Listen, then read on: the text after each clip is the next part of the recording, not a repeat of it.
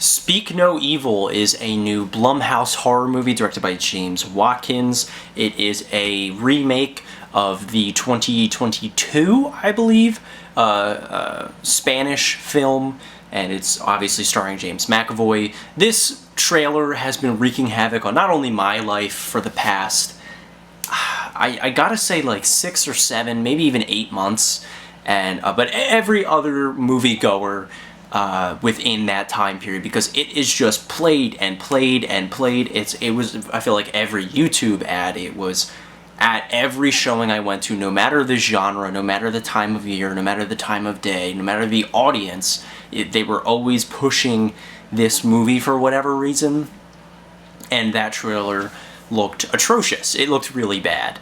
So I was just excited to get this movie out of the way. I was excited for it to finally be over with, and we can finally get rid of just the absolute, again, reign of terror that this trailer had on myself and Cam's life. Then when we actually talk about the movie itself, it really isn't that bad. If anything, it exceeded pretty much all expectations I and many other people had for it. It's not perfect by any means, and as I've been told, it kind of pales in comparison to the original. I'm not 100% sure about that because I have not seen the original, but it's definitely going for a different kind of approach, and that approach honestly worked for me. It takes an approach to awkwardness and uncomfortable situations in a way that I really haven't seen a lot of other horror movies do. It leans into those moments, it sits with those moments for minutes upon minutes, and just makes you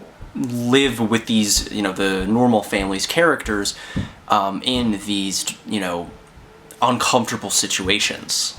It feels as though you're also sitting there with them and having to deal with this absolutely, bonkers family that you can't ever tell up until the end of the movie, unless you know the twist already, if they are just kind of eccentric and weird but well-meaning, at heart, or if they are legitimately evil and are trying to, pull something on this couple. I really have to commend the performances here. I think that the entire cast really overly commits in a good way and kind of makes this movie. They're all bouncing off of each other in such a fun and, interesting way, especially James McAvoy. James McAvoy is at his absolute peak in this movie. James McAvoy really elevates a lot of this movie. I think that he, again, he overly commits just like the rest of the cast, but he brings such a dynamicism to the movie. I think that he really plays both parts of the character so well and can switch it on and off whenever he wants to, and just proves, again, how talented he is, even in more of like a B-C level movie like this, because, it's not like the greatest thing ever. I'll get into that in a little bit, but even in like a mid-level, very low-budget horror film like this, he is giving it his all and bringing an entirely different angle to the movie that would not be there if it wasn't for him. So his presence alone elevates this movie for me and makes it way more entertaining, but the fact that he committed so much, again, just brings it up above the herd.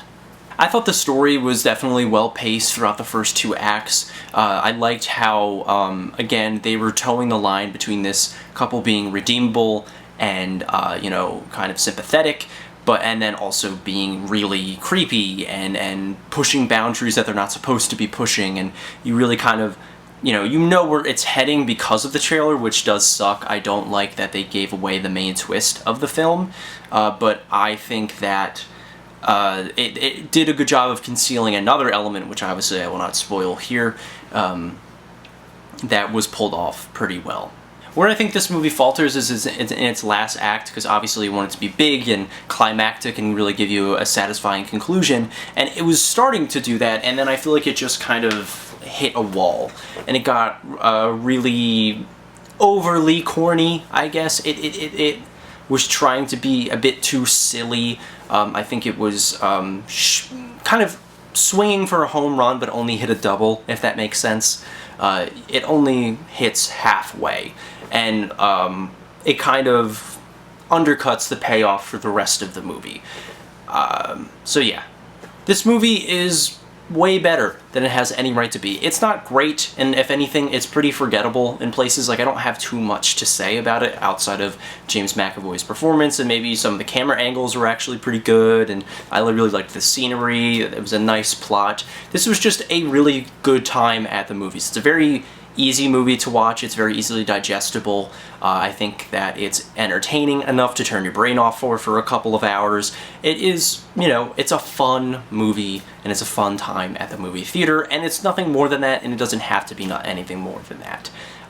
Is it as bad as the trailer? Absolutely not, and I think the fact that I can even say that with a straight face is a major win for not only this movie, but Blumhouse Studios, who have been absolutely striking out as of late. So I'm going to give Speak No Evil a really strong 3 out of 5. I would definitely recommend to go check it out. It's not going to blow your mind. A lot of people, excuse me, probably aren't even going to like it that much, but I promise you it's way better than it has any right to be. Thank you so much for watching this review. I will be covering The Substance next, and I have a new thing planned that can't wait to show to you guys, and other than that, I will see you with the next video.